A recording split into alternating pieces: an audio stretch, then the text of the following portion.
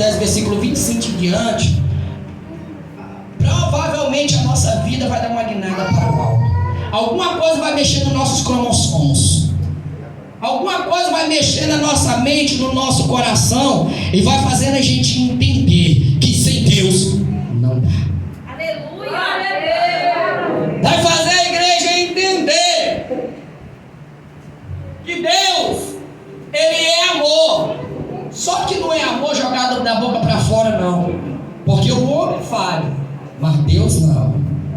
O homem pode se descambar, porque o homem não sustenta a palavra que fala. Ele fala que mais lá na frente ele termina se contradizendo muitas das vezes. Não consegue sustentar, viu, missionário? Que está de óculos lá, não consegue sustentar.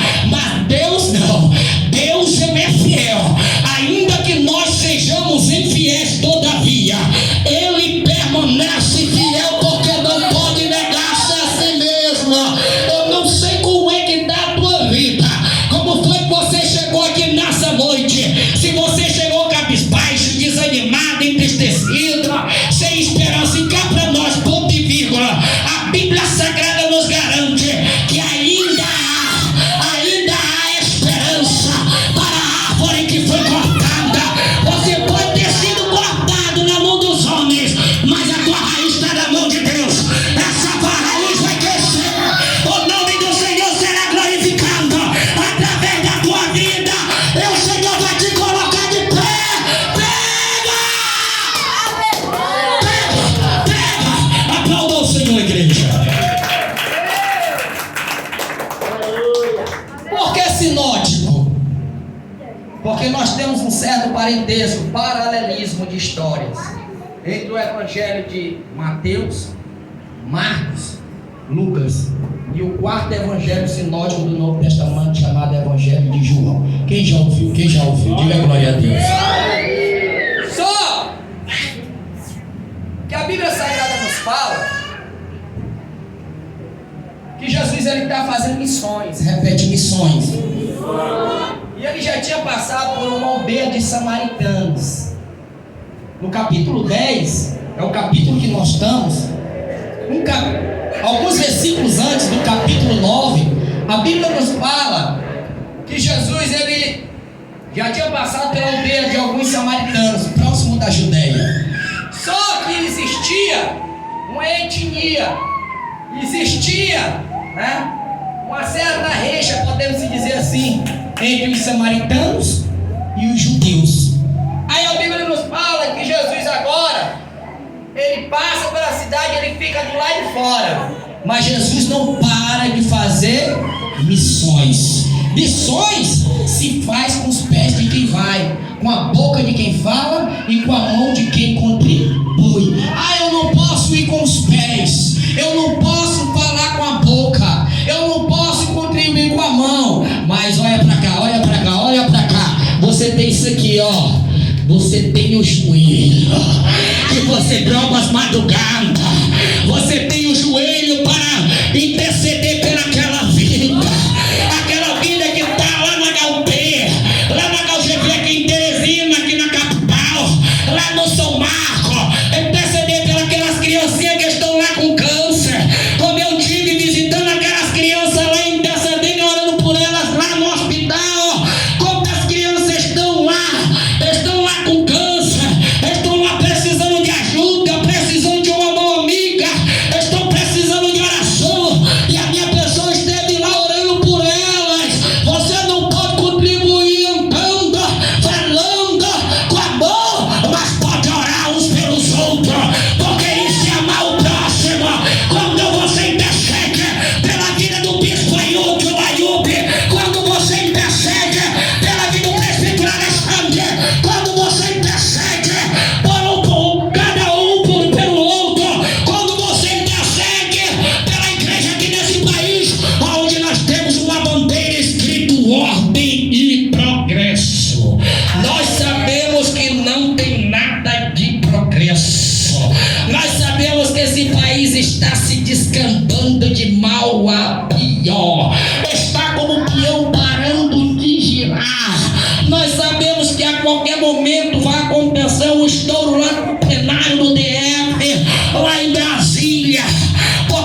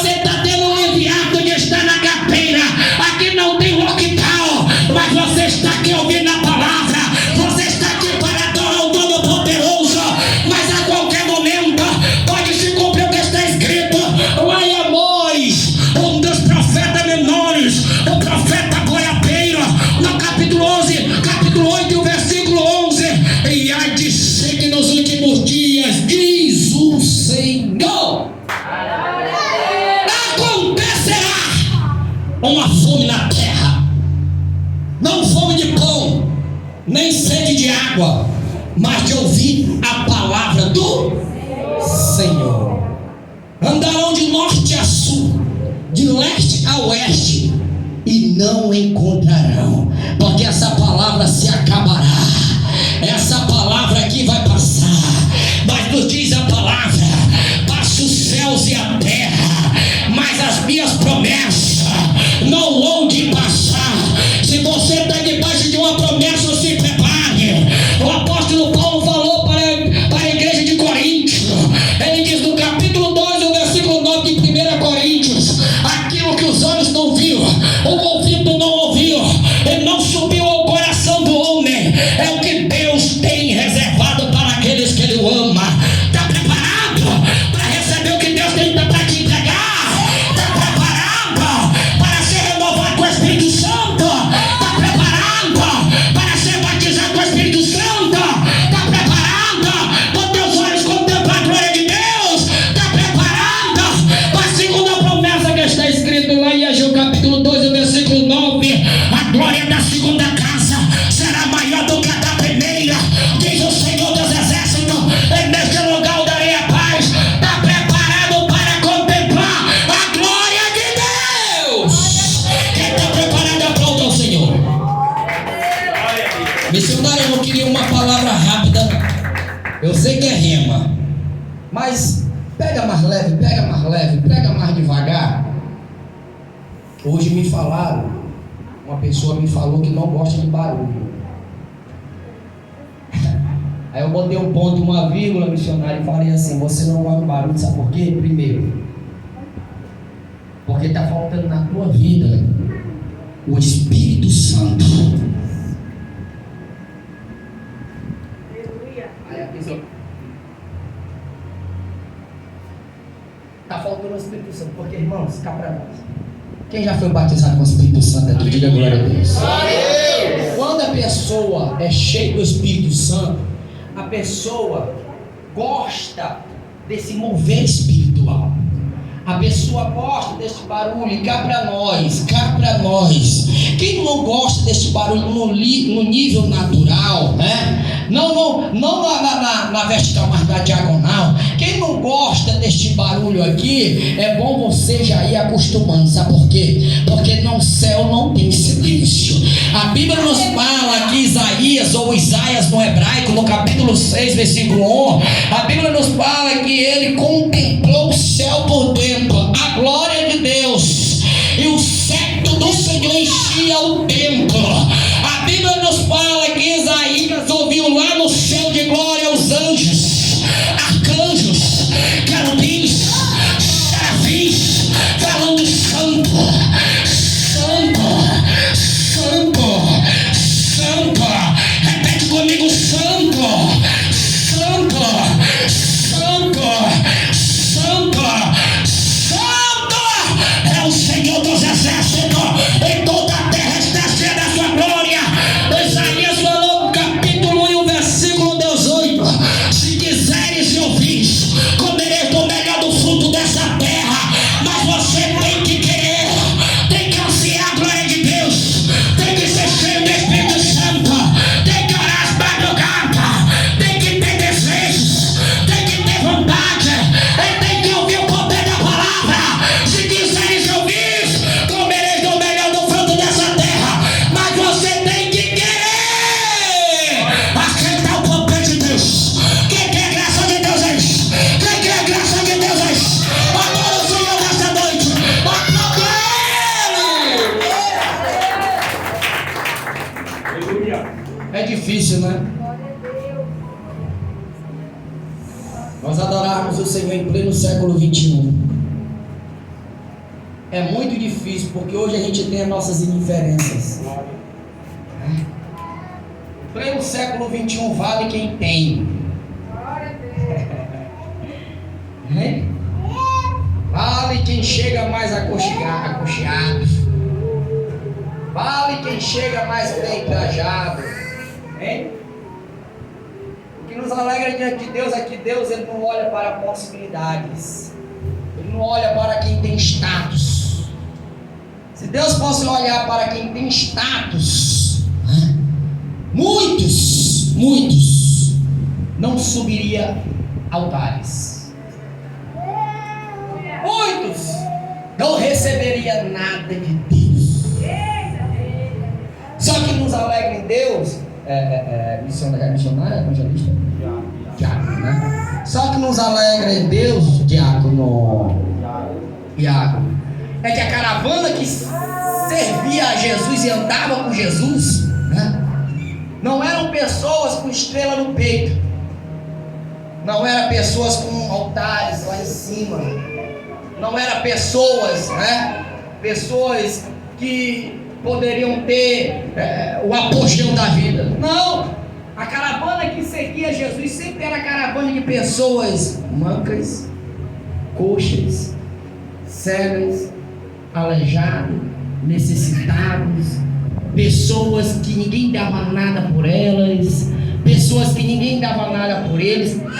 Quem já ouviu isso? Quem já ouviu? Por exemplo, ninguém dava nada pela mulher de fluxo de sangue, mas mesmo ela não tendo força, mesmo caída, ela se arrastou até quando nós conhecemos a história. Ela tocou as orlas de Cristo e dele saiu repete virtude.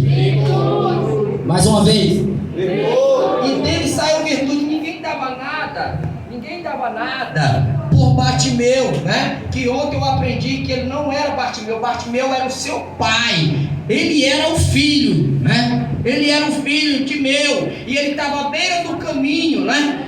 E a Bíblia Sagrada nos fala que ninguém dava nada por ele, porque ele andava com uma capa que servia para ele para uma possibilidade de recurso financeiro. Quem sabia disso? Ninguém sabia, né? Quem sabia disso? Diga glória a Deus. Escute. Ninguém dava nada por ele. Ninguém dava nada por Ruth, que saiu lá de Moabe. Saiu lá de uma terra que ninguém dava nada pelaquela terra, aquela pequena província. Quando ela chegou em Belém, todo mundo criticava ela pelas suas vestes, pela sua maneira de ser. Era uma mulher completamente amaldiçoada aos olhos do homem, porque quem vinha de Moabe era uma pessoa repudiada, era uma pessoa que ninguém dava nada por ela. Olha pra cá que agora nós estamos começando a navegar o oceano.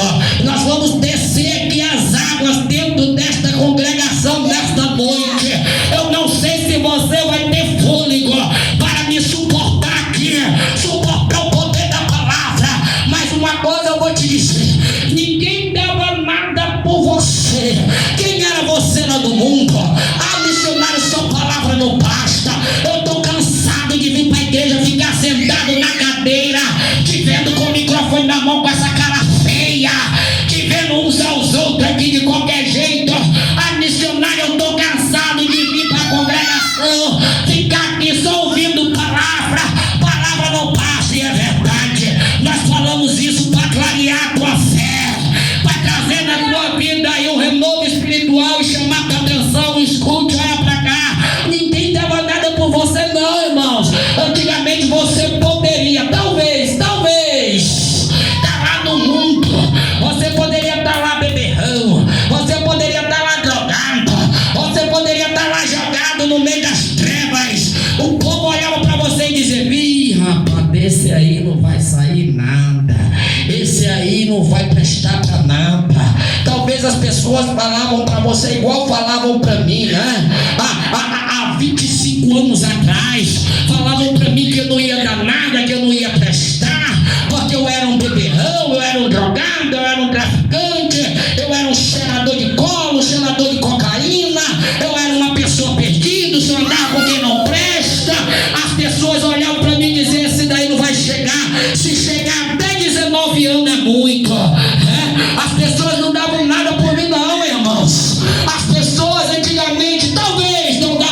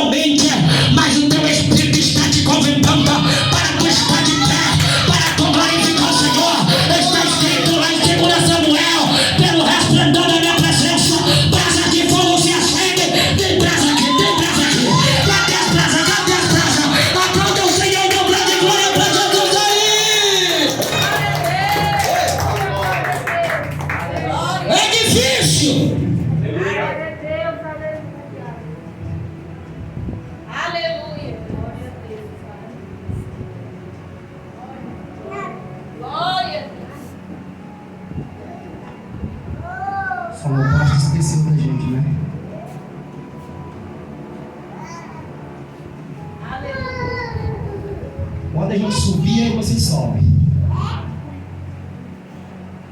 Quando a gente descer, você desce. Quando o Senhor se abrir, aí você coloca outro musical. Eita glória! Pra gente não ficar só com as cadeiras aqui, tá bom? Aplaudar o Senhor, igreja.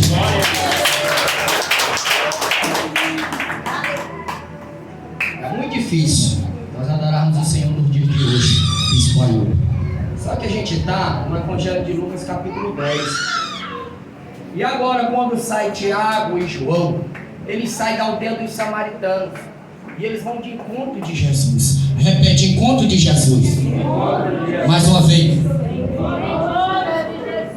Ele vai de encontro de Jesus. E quando eles vão de encontro de Jesus, né, Tiago e João, eles eram filhos de Zebedeu. E quando eles foram encontrados por Jesus, lá no capítulo 4 do Evangelho de Mateus, quem sabia? Jesus está vindo de uma batalha espiritual, 40 dias e 40 noites, não comeu pão e nem bebeu água. E o inimigo, nós sabemos da história, apareceu para Jesus: Jesus, se tu és o Filho de Deus, diga que essas pedras se transformem em pães. E Jesus falou: nem só de pão viverá o homem, mas de toda a palavra que procede da boca de Deus. E Jesus teve uma batalha espiritual ali, que nós sabemos que aconteceu na história. Jesus venceu aquela batalha espiritual porque estava revestido. Repete, revestido. Não sei porque que eu estou falando isso, mas repete mais uma vez: revestido. Isso. Jesus veio agora da Judéia, porque já tinha passado no deserto, e vai para Cafarnaum. Ele vai no mar de Tiberíades, lá na frente do mar. E a Bíblia Sagrada nos garante que Jesus está fazendo uma convocação, porque agora Jesus foi levantado pelo Espírito Santo, já tinha evidenciado a guerra e tinha ganhado. Glória a Deus. A Bíblia nos fala que Jesus agora está fazendo missões. Repete: missões. Mais uma vez. De novo. Jesus estava fazendo missões. E quando Jesus está no mar de Tiberíades, ele chama agora Pedro e seu irmão André, que estavam dentro do barco, lá no meio do mar, lançando as redes, porque eram simples pescadores. Mas a Bíblia Sagrada nos garante que Jesus agora, após Pedro e André ter um encontro com Jesus, ele está andando, e mais na frente ele encontra quem? Ele encontra Tiago, encontra João, que estavam dentro do barco, na beira do mar, consertando as redes. Jesus faz uma convocação para eles, faz um grande chamado. E agora, como João e Tiago, os dois irmãos, estão andando com Jesus fazendo missões, Jesus está discipulando eles. Repete: discipulado. Quem participa da escola dominical, diga glória a Deus. Jesus está discipulando eles. E quando Jesus está discipulando eles, Jesus já tinha passado por Betsaida. Era uma pequena cidade, uma pequena província da região da Galileia. E a Bíblia nos fala que Jesus agora ele está dentro de um servo do Senhor, dentro da casa de um servo do Senhor. E de repente agora Filipe, que habitava naquela pequenina terra, foi chamar Natanael. E Natanael veio ali, teve encontro com Jesus. E Jesus falou para ele: eu te conheço. Natanael falou: não, tu me conhece. E Jesus falou para ele: eu te vi antes que tu me viste, eu te vi debaixo da figueira. A Bíblia Sagrada nos garante que naquele momento Natanael teve uma visão da onde ele estava debaixo da figueira. Nós conhecemos a história. Jesus falou para ele: a partir de hoje tu verás o céu aberto e os anjos do Senhor subirem e descerem sobre o Filho do Homem. Imagine aí a igreja do Senhor começa a contemplar a glória de Deus aqui nesta noite. Imagine aí a igreja do Senhor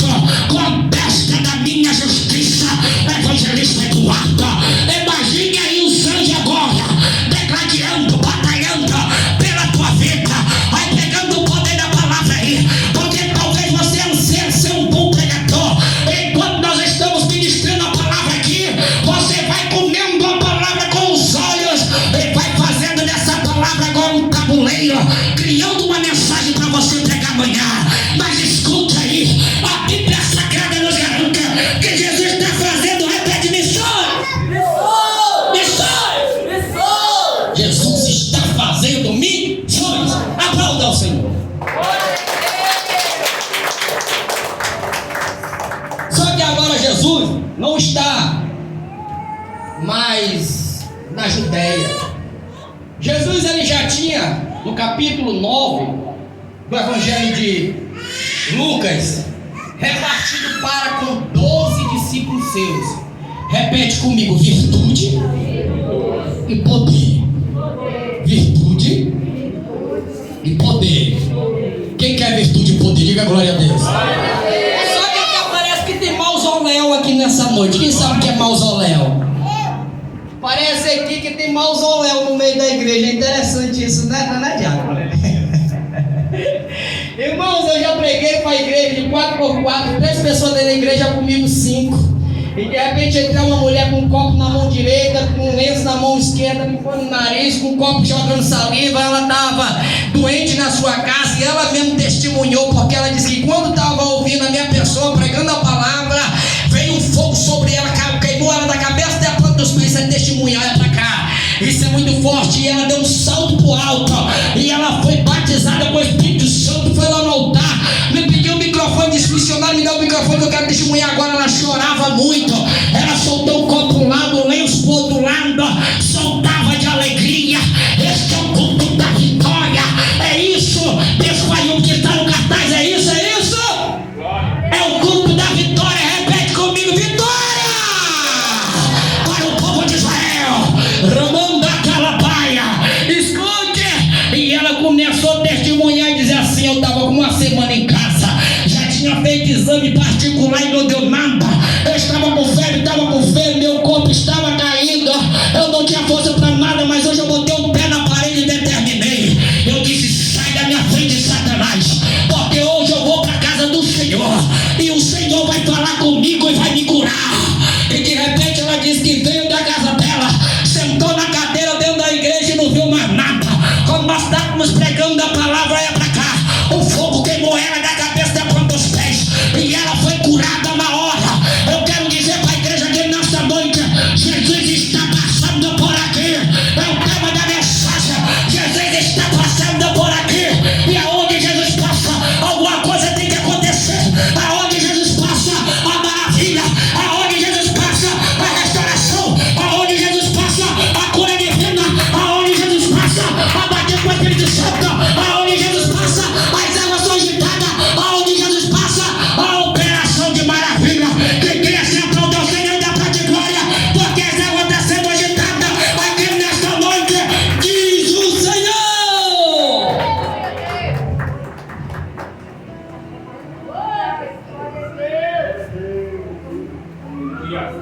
Parece normal, né? Mas se Deus abrir os teus olhos espirituais, aí você vai ver o tamanho da batalha.